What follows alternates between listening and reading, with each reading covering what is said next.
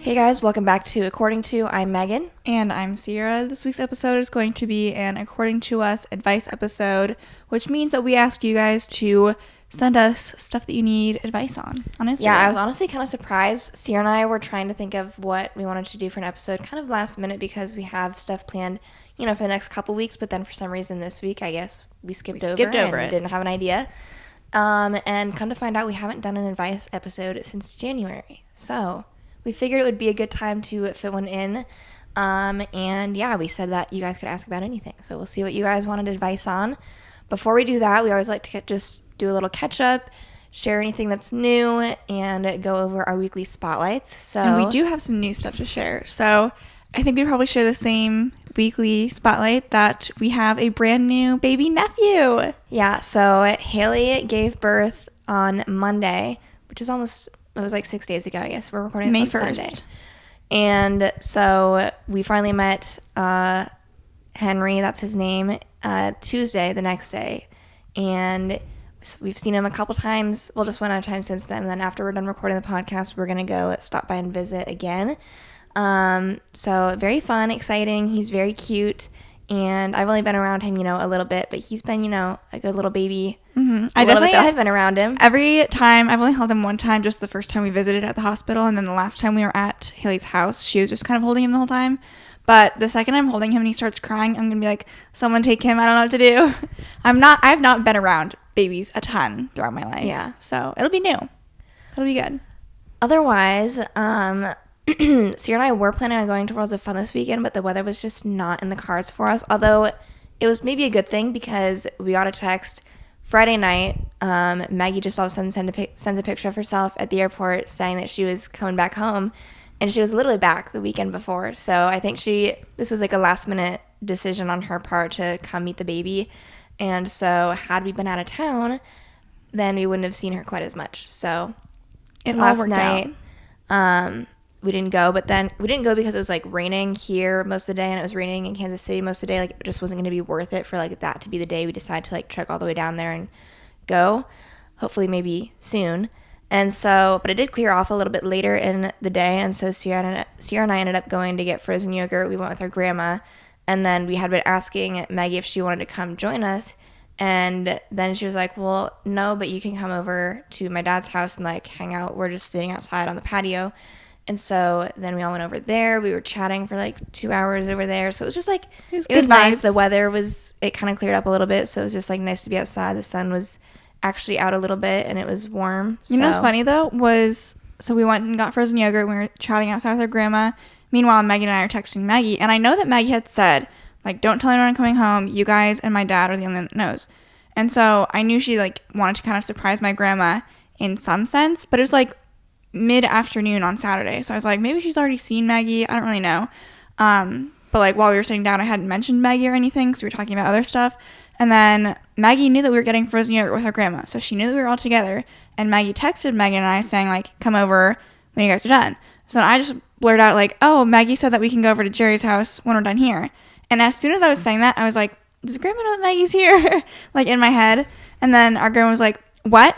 And that's how I knew that she didn't know that Maggie was home. So then I was like, how do I, and I was like, I can't find a way out of this. Like, I just said Maggie said to come visit.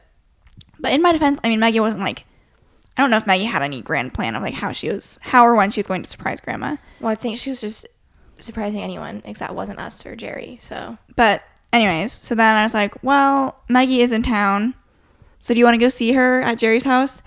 So then we all met up over there, and it was a good time. And then also, just one other funny thing related to that. So we drove separately because we just met our grandma at the frozen yogurt place. And Maggie / Jerry, because that's her dad, they live pretty close. So if you like leave the parking lot and turn left across traffic, that's the fastest way to get there. Our grandma does not love driving. And so she didn't want to have to worry about crossing the 2 lanes of traffic, or maybe 4 lanes, I don't know. So she was like, well, I'm going to turn right and then like turn left, and then like I'm going to go the long way. So she was about 5 minutes behind us by the time we got to Jerry's house. But yeah, it was good vibes. Mm-hmm. Good chill hangout vibes. Also, another thing related to Henry, his middle name is Alvin, which is our grandpa's first name. So Haley got to include his name in Henry's name. If it was a girl, they wouldn't have done any like name. It was thing. also, I don't know if we said anything specific on the podcast, but they had decided this whole time to not find out the gender. And so it was like, I think most people had kind of thought it was going to be a boy for whatever reason. Although for some reason, day of, like when I found out Haley was in labor, for some reason like, I was like, switched. I had like a feeling of like I was going to get sent a picture of like a girl and they were going to be like, this is Sophia, because that was like the girl name they picked out. So like I had a weird change of feeling like that day, but I still overall like this whole time I've been saying it was going to be a boy. And then our dad kind of had the opposite feeling where like he'd like originally said like, oh, I think it's going to be a girl, so he like stuck with his story, but then he said like the closer and closer it got, he just felt like it was going to be a boy. So yeah. I started my first full-time job on Monday. We'd had a whole week in our life if you guys want to like catch up on the actual week. But needless to say, the first day was a little rough for me in the sense that it was very overwhelming of like, I was at where I'm at, I'm the only PT hired. And like this company is like that. My first day was like the company's first day at this skilled nursing facility because they had switched providers of who's providing therapy. And so I was like learning this whole new documentation system I've never worked with before in a building I've never been in with people that I didn't know. And I mean, I saw a lot more patients than I thought I was going to see on my first day, which like I get because I'm the only PT there. And like if they're skilled, especially like they're supposed to get physical therapy X many days of the week. But I was like, whoa, I did not anticipate seeing this many patients day one. And then it was just a busy week, got better at the end. And then I know they're hiring another PTA, which is a physical therapy assistant, who will hopefully take some of the patients I was working with. So Ciera is curious to see how this next week goes. I think they start on Monday. I'm not entirely sure. Otherwise, let's see, what else do we have kind of coming up?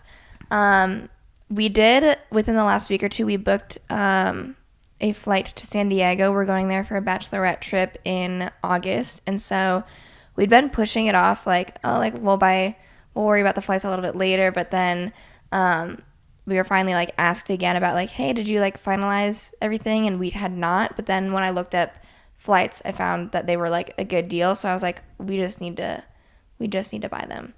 And so we did that. We also, here's the thing, within the next 2 weeks, I think I should be able to start putting in vacation days that like I know I need to put in. So I feel like that'll be nice just to have a sense of like, I have this day off or I'm still whatever. Kind of stressed about figuring that out. And so, yeah, because I would like to take a day off for a wedding we have end of July. And then I'm going to take like one day off, I think, for this Bachelorette trip, and then maybe just like switch a day that I'm working. But yeah, and then hopefully Memorial Day weekend is coming up soon, and I hope I get the day off. I'm not even 100% sure, but like I also feel dumb asking because I know it's a holiday that like my company recognizes, but like I also don't know if that means I automatically get the holiday or if I just get like a paid differential or who decides what. I don't know, but I would like the day off. Yeah, I don't even know how that works for my company either. Anyways, do we have any other tidbits to share? Our backyard is annoying me because we have like a dandelion infestation going on. So we need to get some weed killer or something. We need to tackle that at some point because it's like going to spread like crazy. I will say that I hear rumblings of thunder as we're recording this right now. So like, I don't think you guys will be able to pick up or hear it, but if we have like a crack of lightning or something while we're recording this, just fair warning, I guess. Otherwise, I'm going to give a shout out to our Instagram. You should follow @according2 on Instagram. That's where we post different things. We've also been posting, we've just been more active on there, and I feel like it's actually like we've been trying to put like good effort, so we're not just posting random stuff that people don't care about. We've been posting things that are hopefully somewhat engaging. So we just posted shows that you guys could binge on Netflix. So go follow us, engage with the content, comment some things, and of course when we do episodes like advice episodes, that's where we post asking you guys to send stuff in. So that's where it's all at. That's where you gotta follow.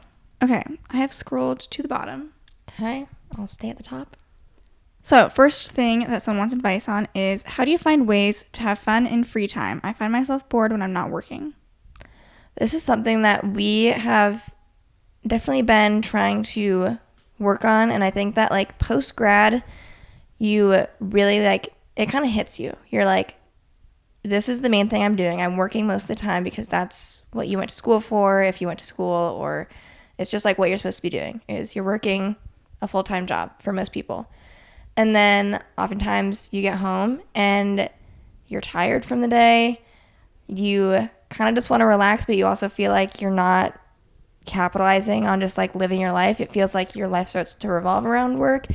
And so I know that we have definitely been trying to come up with, you know, different ideas here and there on what can we do to live our days after we're done with work a little bit.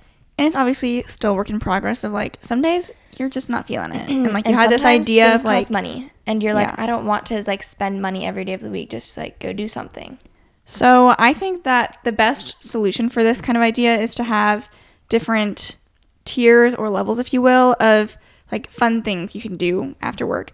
Whether that's like what costs money, what doesn't, what can I do going out versus what can I do staying in, because what can I do solo versus like organizing with friends or family, what can I do last minute versus more planned, like that kind of stuff. You have to, realistically, if we give you a ton of options, you can't probably just like pick one out on some random day. Like some of them require more planning, some of them require no planning. So something that we have done, you're doing trivia nights for a while, and that was like a regular thing that we were doing on a weekly basis. And the good thing about trivia nights is that no matter where you're located, you can probably find one pretty close to where you're at. So, and sometimes they're free, sometimes they cost money. The one that we were doing was free, so that's always a bonus. Of course, if you're at like a restaurant or bar or something, you'll probably like order food, drinks, whatever, which will cost money. Yeah. I actually also, for some reason this week, I was like, I had a lot of like shorter days this week. So then I was kind of like thinking of, you know, on these days where I'm like kind of getting off a little bit earlier, like what am I doing besides just like going home and doing absolutely nothing? So I made a list. We'll see how helpful it is or not. But it's solo things to make the most of my days. I actually made this on May 3rd. So how timely for this question. One thing I wrote down was I could read my book, and I could always like go somewhere else to do it. I could, of course, come home and read. I could go to a coffee shop and read. I could go just to a park and do it. I could go to a beach and do it. I've also been like literally horrible with my reading recently, so I haven't been doing that quite so much. But that's always an option that is not going to really cost money in most cases. So just a nice, easy, simple thing. Second thing then was just beach, as it's getting nicer. I could always go do that on my own. Even if it's not a beach, like if you've got like a nice park nearby where you just want to go lay in the sun, like same type of maybe you live thing. In an apartment with a pool or something. Right. Just like where you can just go, relax, and enjoy the sun. Or I know people like in New York will just go and like lay out in Central Park. So just like if you want to go lay out somewhere and that doesn't bother you, you could do that. This next one I've actually been doing quite a bit, and it's because it's been rainy and windy, but walking around a mall. I know malls can be dangerous, tricky places because if you're someone who's a spender, then maybe you're just walking around and really wanting to buy a lot of different things. I am someone where I feel like when I walk around a mall, I get so tired of the idea of shopping and buying things. Like you'd rather just walk? And so I'd rather just walk around and like look at things and maybe get ideas. And if something really sticks with me enough, then like go back I'll later keep it in mind. But it's like besides going and doing like my workouts 3 or 4 days a week, and obviously like I'm somewhat active during my work day, but otherwise like I kind of come home and just like maybe don't do a whole lot. So it's been like a good excuse to like just be walking around somewhere and not or just doing nothing. If you want some extra motivation, like we just went to the mall yesterday. Granted, it wasn't during the work day, but like I got myself a Starbucks and we just were walking around and I was like, this is nice, because a week or two before that we like got Starbucks and went on a walk. Like that, I could see that becoming a thing for us. Starbucks and walk. So even if it's not nice outside, malls are always an option to go walk around a little bit. Or even like a lot of times if you're at like a decent mall, like and it's nice outside, you can even like maybe there's start like a inside trail and or then walk something outside like at a trail or near like a pond or something. That would be a nice little ambiance. Movies? Another thing. Yeah, I don't have that written. Actually, no, I didn't have it written. No, yeah, I did have it written. Movie/matinee, because if I get off early enough, maybe I should be able to go to, and I wrote down with grandma, because so I mean, the good thing about a movie someone. is that you can go like as high level or as low level if you want. You can like full on go to the movie theater, get the whole 9 yards, popcorn, snack, drink, and see like the newest movie that came out. Or you can say, let's like schedule a movie night, maybe make it like more purposeful of like, we'll get some snacks for home, because like anyone can watch a movie like any But if you want to night. make it like a time, like change into your you gotta do a little pajamas, something more. get some like cozy up on either your couch or your bed or wherever you want to watch the movie, like make it more of a moment. And then I feel like that will contribute to you feeling like it was an activity that was planned and not just, well, I'm bored at home, so I guess I'll watch a movie. I had workout, like if I wanted to like rearrange my schedule a little bit and I had more time this day and then wanted to take it out somewhere else, or just, add another one in. Organize or clean things, like if you've been meaning to tackle a project at home and you haven't been getting around to it, then maybe deciding, okay, I'm going to tackle this project today or after work. Look for local events happening near you. Sometimes those kinds of things are hit or miss. It's one of those things where like you do need to do like just like browse a little bit beforehand so you're aware of any upcoming things that might be interesting to you. You could use Facebook and look at events that are posted on there. You could of course use, like most cities, if they're big enough, have like a page you can use that have like different events. We didn't end up going to this, but I was looking at stuff just like a month or so ago, and there was this local indie bookstore like cookie crawl that like I would have probably gone to. Like it would have been fun, but I think March Madness was going on, so we were watching March Madness.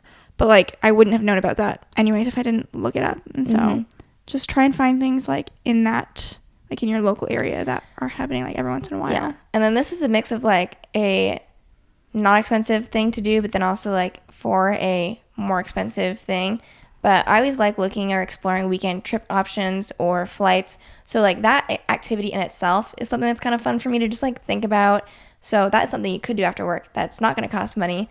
However, the actual planning and booking of a possible trip, is going to cost money. But at the same time, like it's a fun thing to look forward to. And then you have like that little getaway escape that is going to be coming up in the future that will hopefully help keep you motivated and excited as you're getting through your workday.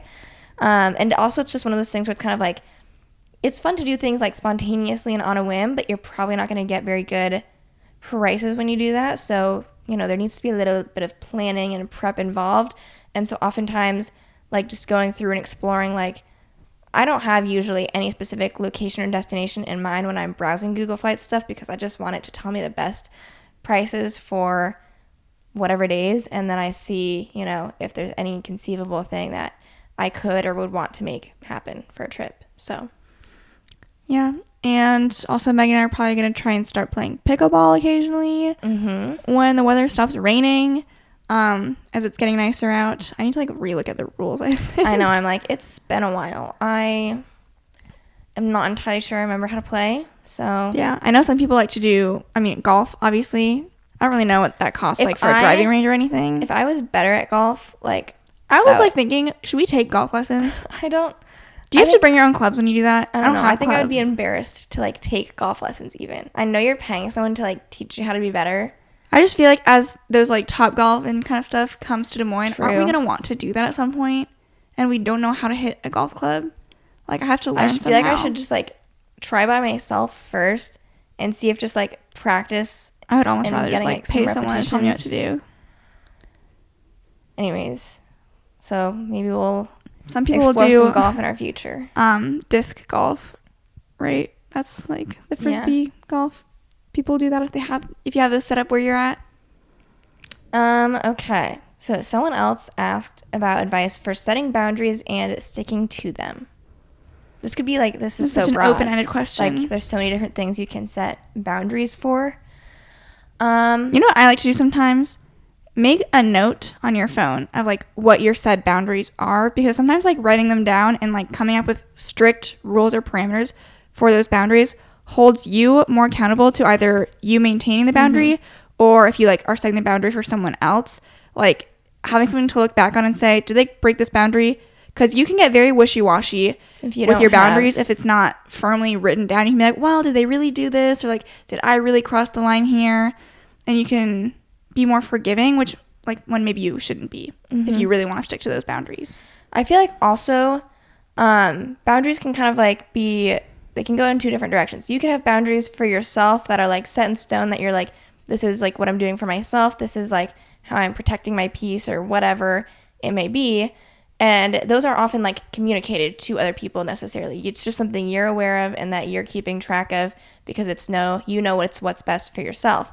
But then there's also other boundaries where like you need to communicate the boundaries with someone else, because otherwise they're not going to know that they're crossing said boundary that you have or whatever else. So I just think it's important that you're aware of that and that it's not going unsaid and you're just like expecting someone to know that a boundary is in place when they might not have any way of knowing that. And then just being firm. I always just think like if someone is doing something actively where like they're crossing a boundary right now, I always feel like I'm going to say something, because if you don't bring it up then they're not going to think it's that big of a deal. And I just feel like if it's a very strict boundary that you have in place, then you need to make sure that it's being corrected followed when it happens. Yeah. Next question, or thing that someone needs advice on. Someone said how to stay motivated for school. So thankfully Megan and I are no longer in school. But we did pretty well in school. And so I think that one of the motivators for us was always like having that end goal of, PT school specifically, I think helped keep us on track for undergrad. But in physical therapy school, we still kept pretty good grades, even though we technically didn't really have to. And honestly, it's hard for me to like give like a ton of rules for how I think you should be motivated when like I was very intrinsically motivated. It's always discipline too. It's not so much I'm super motivated to go study for this test. It's like, no, I just know that I haven't studied a whole lot for this test and I need to study for this test. Mm-hmm. And like I was always motivated, like to get good grades would be like motivating for me. And I know grades aren't always motivating for other people. So if grades do not motivate you, I think that what you have to do is you have to make the process as least painful as possible. Yeah, as painless as possible. Like, how do you say this? And so there's different ways you can do it. And like obviously some of these things could make it so maybe you're not getting like the most efficient study session, but if it makes it less painful to do so, then maybe it's worth the give and take a little bit. So it could be maybe you're going to go study with friends. And you know what? You might get a little bit distracted as you're studying, but maybe it's easier to get yourself to do that and think, okay, I can get through studying a couple hours with my friends than it is to just like think about sitting down by yourself in your apartment and studying. It also can be, if you're with the right group of friends, it can almost help you study more efficiently, especially if you're studying with someone who knows something that maybe you don't know as well, or you know an area better than someone else, because teaching to other people is one of the most effective ways of studying. And like sometimes when you're studying alone, it can be very easy to just do like that kind of finger down the page, reading, got it, flip to the next one. Which like I'm guilty of doing that too, but sometimes it's not the most efficient way of studying. Right. So it can be efficient if you study with friends. Other things too could be, I know that Ciera and I always had like kind of different ways we would go about like our day, especially on like a weekend where we're focusing on studying. And so like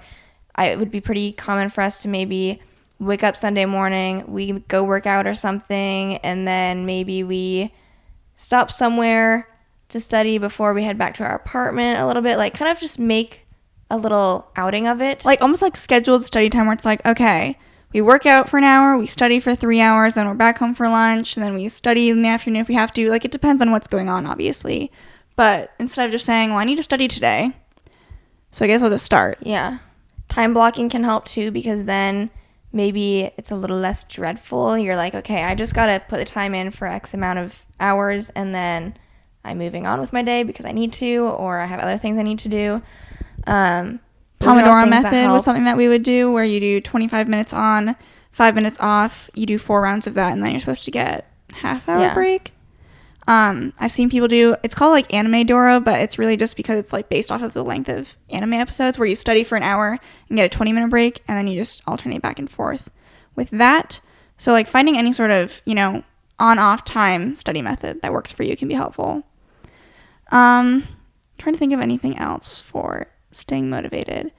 Something that I would also do if I was like trying to, or I guess if I was like trying to beat the clock, I'd say, okay, my goal will be to either study this material completely or study for 2 hours, and whichever one happens first, that's like when I'll be done.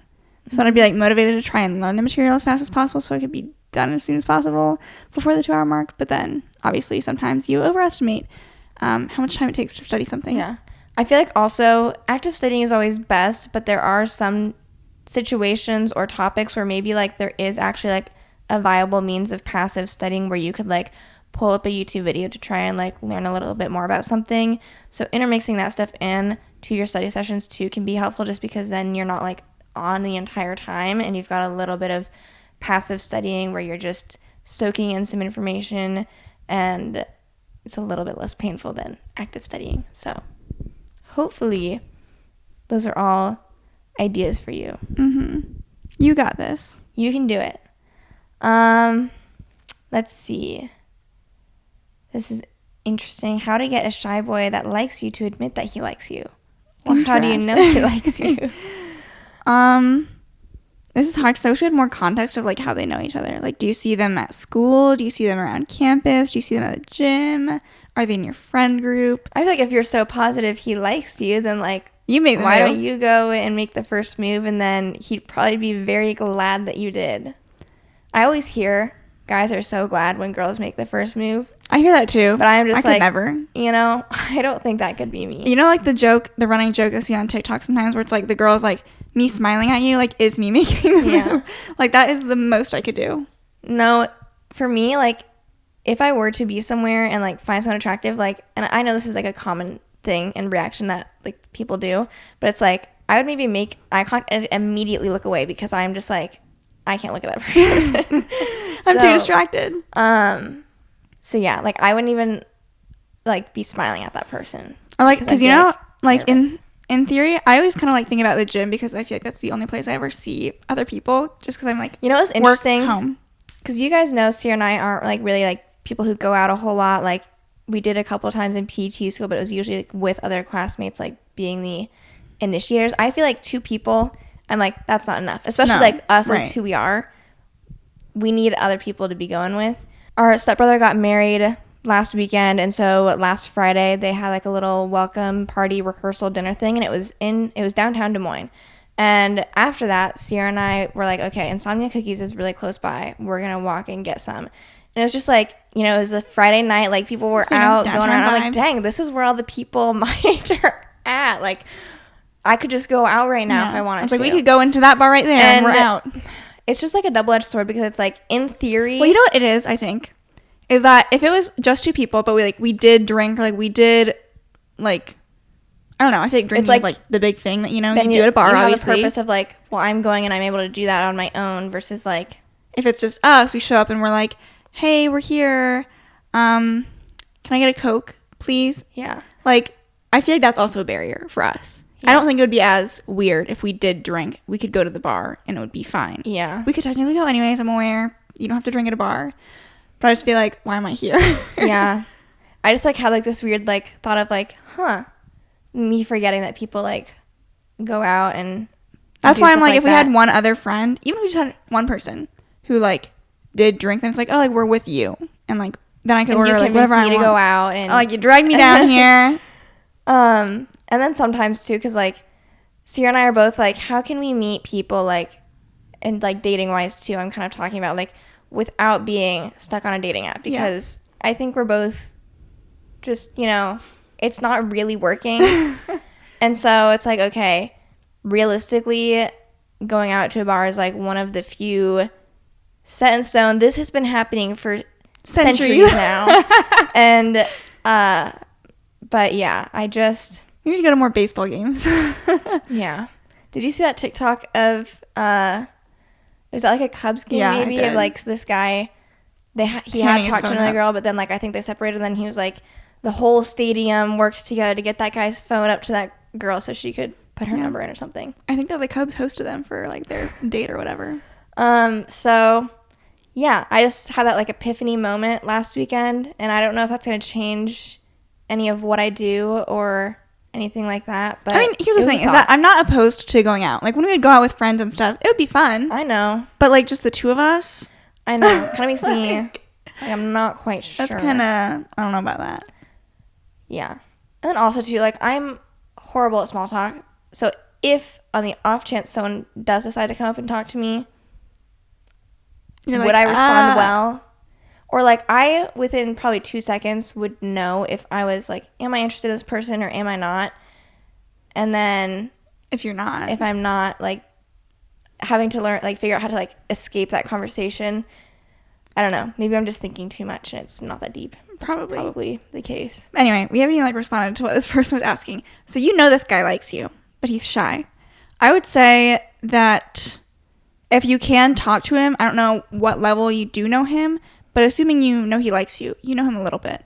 So I'd say just, like, talk to him more frequently. Maybe you can make the first move by, like, saying, like, oh, like, do you have any plans this weekend? Or let's go to lunch. Or, because, like, if he likes you, then he's going to say yes. And then, like, he doesn't have to, like, fully admit, like, oh, I like you. If he keeps agreeing to go and do things and maybe he starts initiating. And I think it'll build his confidence, hopefully. Then, you know, you're on your way. So. Like, you're honestly, if what you say is true, you're in golden ticket area if, like, you're interested in him, too. If you already know he likes you, you can do whatever you want. Mm-hmm. Okay, I have to pull one up now. Let's see. Someone said, I've had a gymnastics injury. How can I come back from it and build up my confidence again? That's always tough, especially when you, like, do something, get hurt, and maybe you're like, oh, I need to, like, learn how to do that still, but I'm kind of freaking out from it. I'm trying to think of an injury that I had that, like, would have held me back from a specific skill. And I don't know if there's one specifically. Like, I totally got hurt, but it was on skills that I had been doing for a while, so it's not like I was learning it, I don't think. Do you have any specific thing that you can remember of, like, an injury that held you back from, like, I don't know if this is, like, it didn't necessarily hold me back because I still did go back and ended up doing the skill, but when I had my full, and then at some point in my gymnastics career, like, I kind of just started getting really confused with where I was at in space. And so there was one time where I did my full. It went wrong and weird, and I landed not great on my knee. So I did get injured from that, but it wasn't super serious. Like, it healed fine, and I didn't have to do anything super specific for it except for just, like, let it rest. And after that, like, when I came back, I wasn't necessarily scared. I was just kind of like, I really got to figure out, like what the heck is going on so I don't get hurt again. And so, but, like, I, like, don't fully remember how I did that. And honestly, like, finishing up my gymnastics career, like, I was never super confident in when I was doing my fulls. I was just kind of like, we'll see what happens. You know what's funny? I just went back and watched our final gymnastics meet, just, like, parts of it, because someone had commented recently on that video. And so I was like, oh, like, let me go and watch. They said I had a really good full. So I was like, let me watch my full. And they, like, commented you on your Valdez on beam. And I went and watched your full because I always watch your full during that routine. I'm like, how'd you do that? Because it was just a strange, like, your arm kind of loops around weird. And it was a fine full. Best full you probably did all season. Right, it probably was. But I don't really know how you did it. Kind of normal. I think part of it is, like, whenever you have a mental barrier for any sort of gymnastics skill, you have to try and, like, break it down. Mm-hmm. And as much as you can, take it, like, step by step in like, you have to truly relearn it. Of, like, if I've got other mats nearby that I can use, or if I'm starting on, like, a low beam or a line on the floor, like, you have to work on rebuilding your confidence so that you get the repetition in of successful working up to that attempts. skill, but you're being successful and you're saying, okay, this is what I'm doing that's working. Like, I remember for me, like, bike handsprings on beam, like, that was a skill that took me a long time to really even build up the nerve to, like, try and attempt and get seriously. And it started with just, like, a lot of work on the low beam, a lot of work on the floor, getting consistent with that, and then eventually bringing like, the giant mats under the beam. And I was always, like, a very visual person in terms of, like, setting up for a skill that was a little bit more effort. I was always like, this is my approach, this is, like, when I know it feels good, or I would always like sit down on the beam and like put my hands on the beam exactly how I wanted them to go on there, because like that was the most important part, is making sure my hands Hit the get where beam. they're supposed to be. And so it's just like kind of making that muscle memory to feel the most confident in going into that skill. Yeah, I truly think that don't like come back when everything's healed and say, okay, let's try that skill again, just like how I was doing before. Break it down, take a few steps back, and kind of go back into relearning mode of, okay, here's like the level that I was successful at. If you're doing like a full, for example, say like, okay, I know I can do my layout. Like my layout's fine. Warm up your layout, and then say, okay, if I just had my layout and I was learning how to do a full, maybe I go to trampoline, maybe I go to tumble track, maybe I tumble into the pit, whatever you have, available to you, and build it back up appropriately. And hopefully that'll help kind of boost your confidence, remind you that you can do the skill or that you are capable of doing the skill. This is an interesting question. Someone said, how to get comfortable asking questions / think of questions during field work. And they asked another question that lets me know they're in OTA school. And so that's an interesting question, because honestly, like, it's kind of hard. No, because then you sound like you seem so uninterested when they turn to you and you're like, any questions? And you're like, no. I feel like what's hard is, as a student, you're so often just like processing like what it is that they're doing, and maybe occasionally questions do pop up in your head, but like I'm in such a mode of just like Trying observing and trying to make sure that I'm not drowning, and questions don't always come up. Like, I'll be the first to admit. And so my advice to you, I mean, in terms of like being comfortable asking questions, like if you've got a question, ask, because they would probably love to know that you're thinking and having questions pop up. In terms of thinking of questions, something that I would try and do if we would like, I was like at a place for a week or something, we kind of like, I'd start seeing these repetitive treatments and stuff that we would do. And I was like, why are we doing it for like, XYZ patient population? Then I'd say, okay, I maybe understand like why we're doing this treatment for this person, but like why are we doing it for this person? And like trying to build up some like cross-reference of, why is this treatment effective for different patients? Yeah.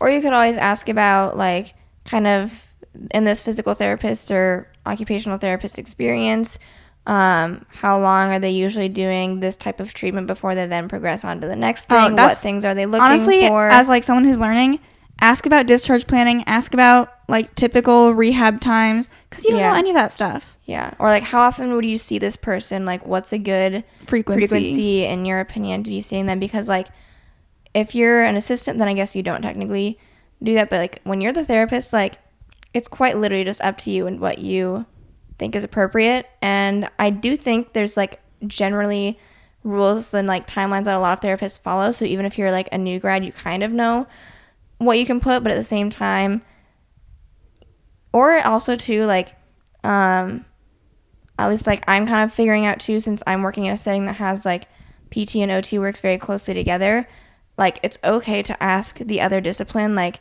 how long do you think you're going to have this person on? Like, what's your expected timeline?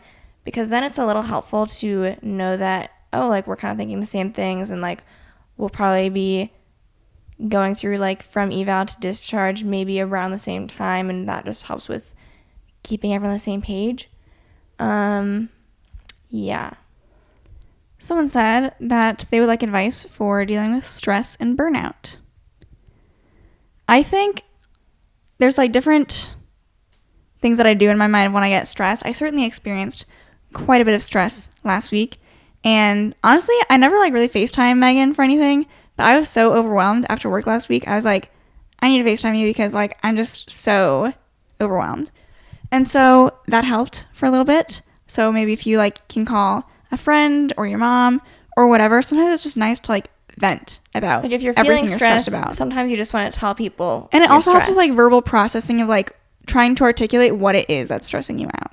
Because if I'm just like sitting there in my car like being stressed and freaking out, I'm like maybe not even thinking about what's bothering me, versus if I'm talking to Megan, I had to like articulate, this was stressing me out, this happened, that like, and maybe I have things that can help or not, or maybe at least okay, if if this can improve as I'm working this week, then maybe that'll help decrease levels of stress that you're feeling and things like that. Or like just come up with a plan of attack of like, you have your list now of stressors.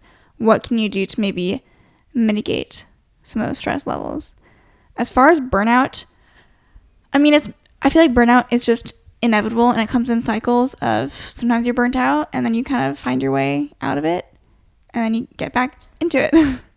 I feel like this is like not really like anything under our control, but I do think that sometimes like the changing of the seasons can at least be something helpful, even though like you don't control it. But like we're in a transition period between spring and summer, and oftentimes I do think that people are just like, wow, I didn't realize that I like was in a period of seasonal depression, and at least now coming into spring and summer you just feel better, like you're in a better mood. And so I hope that can be the case for you, at least a little bit. And then in terms of just being or feeling burnt out, I feel like you have to try and find different things that refuel you or recharge you, whether that's being someone that just goes home and relaxes and charges that way, or it kind of goes back to what we were talking about earlier in terms of finding like that work-life balance after like when you're in post-grad. And so I feel like when you're burnt out, you feel like you have no energy or brain processing power to really do anything else. And so it's about finding ways to fuel that so that you don't feel burnt out anymore. So, and it's just like a day-to-day thing that you more or less have to kind of work on. And I always think, touching back on to what you said about finding other things, I think that if you feel burnt out, usually I think it's work or school that people get burnt out in. Like Megan said, trying to find those fun activities or tasks or things that, you know, fuel your fire so that you might not like get out of that burnt out slump right away for work or school, but you have something else that's like building your fire. And if your life improves in that sense, then I feel like it will transfer into being maybe more motivated for school or for work and potentially get you out of that burnout. Someone said, I'm 25 and single. All my friends are in a relationship, and I'm feeling lonely as if I don't fit in. Relatable. And it's not like we have like a million friends in relationships either, but we are both single, so we can relate in that sense. I think it's not necessarily, I understand the desire for a relationship, and I'm not trying to like demonize the desire for a relationship because I get it. But I do think that there are other ways to feel less lonely that don't involve getting into a relationship. Yeah. I also feel like this isn't exactly like the same as what you're talking about, but oh well. Because I don't know if you're talking about you feel lonely in terms of like if you're hanging out with your friends and then their significant others are also there and then you're just there on your own. I feel like you don't have to view that as being like a lonely thing or relationship type of thing. Hopefully you enjoy your friends' significant others' company and they're just like your friends to be around, hopefully. And hopefully maybe even your friends.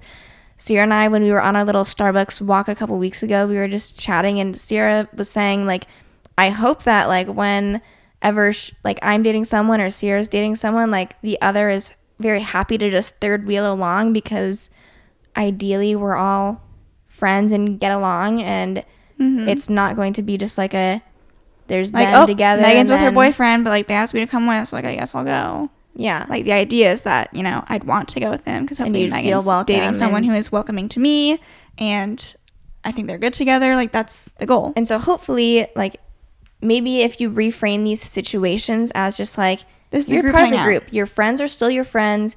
And just because they have significant others doesn't mean that you can't have friendships with them too in the context of like that large group setting. And so I think just reframe it as like, not just like couples versus me. It's like the group's getting together. And maybe that will help. In a different sense, you know, it's okay to schedule girls' nights too, where you say, okay, girls, no boyfriends tonight. We're all doing this activity. Like we're having a movie night. We're going out, whatever it is. But like it's gals' night. And I think that most of the time, given enough, you know, time and like notice, girls like to do that too. Like girls like to have some free time away from their boyfriends. Relationships to just have their own things to do as well. So now, if it's the other end of the spectrum where it's not loneliness in the sense of like you're single in a group of people in a relationship, but you're saying, I see all my friends in relationships and I would like to be in a relationship. That's kind of a different scenario that we're talking about. So, I mean, I could say like, oh, you like tried like the it's dating just, apps, like, try whatever. you always idealize the idea of being in like the perfect relationship, but what always kind of helps me, this like looking down on other people in their relationships is not like healthy probably, but sometimes it helps me in the sense that like I would rather be single than with someone who... Do you want me to bring the quote back up that I found on TikTok? Sure. There was a quote that someone typed out on TikTok that I thought was funny, and it was like, I'd rather have people wonder why I'm single than wonder why I'm with him. Yeah. That's a good one. It was funny because it's just a reminder that you don't have to be in a relationship. Being in a relationship is not the end all be all successful thing of like, okay, I've made it now. Like, because sometimes you see two people together and you're just like, they do not work, but they're in a relationship. So like, are they successful? Because sometimes people will deem someone's success in some ways based off of their relationship status. Yeah. And that's not always true.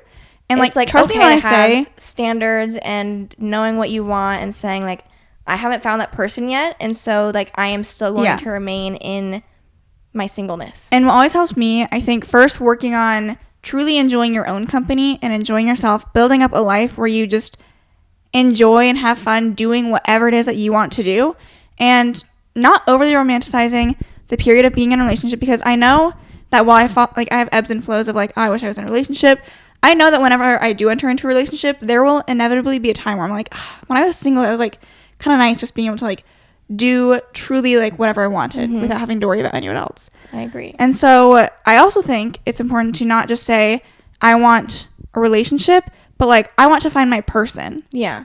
Because like I could get into a relationship next week probably if I wanted to. Like if I just like found someone on a dating app, we went a couple dates, it went okay. I was like, well, should we date then? Like in theory, you could do that. And what's always fun too is maybe like, I'm bringing this up as like a sideline. You can live through other people, because Brenna Berg on TikTok Ciera and I have been loving keeping up to date with her different updates, because she was single and then has been sharing her dating experience dating with this guy that she's been going on dates with, and now like they're basically in a relationship, and it's just also, but like watching that has been like nice for me to see. One, because I love living vicariously through her, but I'm just like, it was so evident after like that first date with whoever she might potentially be dating now, that she was like so invested, so into him. And it was just kind of like a reality check for me of like, I got on dates where I was like, it was okay, but like then I'd keep going on dates and it's just like, it's okay, I guess. So it's like a reality check for me to say, okay, I should be like really excited about this person I'm seeing if I think that like, they're my person. And so recognizing that you're not trying to find a person, but you're trying to find your person can help, I think, say, it's not the time yet. That's how I try and look at it. Okay, this one I think is interesting. So it says, needing advice in navigating an awkward friendship with an ex post breakup, mostly in terms of kind of like, what are the boundaries that you would expect to take after breakup, which is kind of what I was going to say. I cannot imagine a single scenario where I would remain friends with an ex. I could remain friendly. Where as soon as like, because I've had one breakup after like a 2-month relationship, so it was not that deep at all.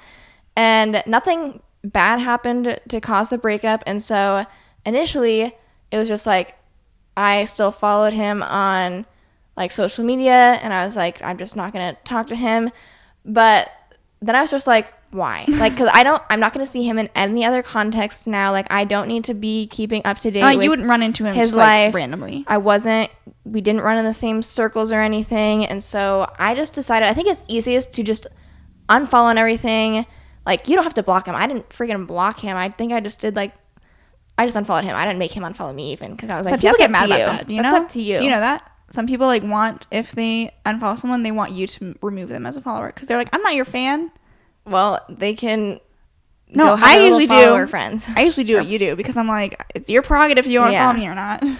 And so I just think it's the best, most healthy way to probably move forward after breakup, because I just think if you break up, you gotta probably just cut everything off. So in terms of navigating an awkward friendship, maybe To me, there just shouldn't be a friendship. Does this mean like they have to be like in the same friend group or something? Probably. Right? Which I get, because if you're in a relationship with someone long enough, or if you maybe started out as a friend group and then you started dating after that, then you don't want to like break the friend group up. So depending on how large, you kind of gotta like compartmentalize the friend group. Yeah. Like oh, I'm over here with Sally and Sarah and whoever. Or maybe it's like, I know that my ex is going to be at said get together. Maybe that's not the one I'm going to go to. And then maybe you'll catch another hangout some other time. Like, to me, if your group is big enough, then like just don't hang out by them when you get together. And if you can avoid them at all costs, like I would do that, because if I was dating someone and broke up with them, I'd probably be like, yeah, I just don't really need to see them. So therefore I won't. Yeah. But yeah. I mean, we don't know the context of your breakups. We don't know if there's any bad blood between you guys. If there is bad blood, to me that's more reason of like, we're not seeing each other anymore. Mm-hmm. Like we cannot visualize one another ever again. If it was just like you're just not into each other, then like, you know, pleasantries, small talk, right. whatever is fine. But like you don't have to be besties. Well, you don't have to be friends with them now that you're broken up. So sorry if that's not really helpful advice that you were hoping for, but that's my honest opinion of what you should do. I think this is kind of I guess here's one. Someone said, time management, productivity, tips to consistently go to the gym. Unfortunately, Megan and I, starting working full-time hours, have become morning gym people, which is not really my choice. To be honest, I have actually been okay with my morning workout because I still can get up at like 6:30 and make it all work. Sierra's got to get up a little bit earlier. But even just like during our rotations when we would get up to work out, like you would get up at 5:30, wouldn't you? Yeah, there was a couple times I got up at 4:30. Whew. But then I was like, this is not sustainable for me. So then I switched to working out after work because I got off at like 3:30. I think that you have to find, because here's the thing. Ideally, you always see like the morning workout people. It's kind of like, ugh, they've got their life together. They know what they're doing. But like you can work out whenever you want. Like you have to do what's feasible for you. If you are not a morning person and getting up to try and work out in the morning is like the most awful thing you could possibly think of, then maybe it's not for you. And maybe you're someone who likes to work out at 8 p.m. That's fine. It doesn't make you any less productive. Sometimes too, like I'm someone who like, I gotta admit, I love having a gym membership and having somewhere to go to work out and having like more equipment. But it also takes more time to drive to a gym, drive back, you know, am I getting ready there versus like coming home? So if you're someone who is worried about time management, then maybe working out at home is more feasible for you. Or working out outside, going on a run, whatever it is that you want to do. Forgetting that's even a thing. I'm like, I don't run. Working out outside. So doing that kind of stuff. I think first you have to pick your when. And it doesn't have to be like I go in the morning only. Because there'll be times. Something that helps me too is kind of like, this is life. We're flexible. Things change. It does not have to be like a set schedule every single week. That doesn't change. Like ideally, I think it's good to have an idea. Ideally, I work out, my Monday, Wednesday, Thursday mornings before work. But I woke up last week on Thursday morning and I quite honestly just didn't feel like working out. And I was like, I'll work out Friday after work. It's fine. Like, so be flexible, because that's how you're going to not be like, oh, I failed. I didn't do it. And now I'm just like behind. Gonna fall off. I changed what I was doing and it's all going to be fine. Like, it's just life. I think also coming up with an expectation of a realistic workout time for you, like as far as how long you're working out. Some people are like, I'm working out for an hour and a half. Couldn't catch me doing that. Megan and I, we work out for 45 minutes. And I swear to God, that's if we're lucky. Yeah. Also, like, if the workday is taking so much out of you, maybe you like to work out more on the weekends. And like, you don't have to do, like, you decide how often you're working out a week. You decide how long you're working out during the week. You could always do, like, you work out Saturday, Sunday, and like, you don't have to do like 4 workouts a week if you don't want to, is what I'm saying. Or you could do like walks during the weekday, especially if you have a dog. That's a good way to be active, but also get your dog out of the house.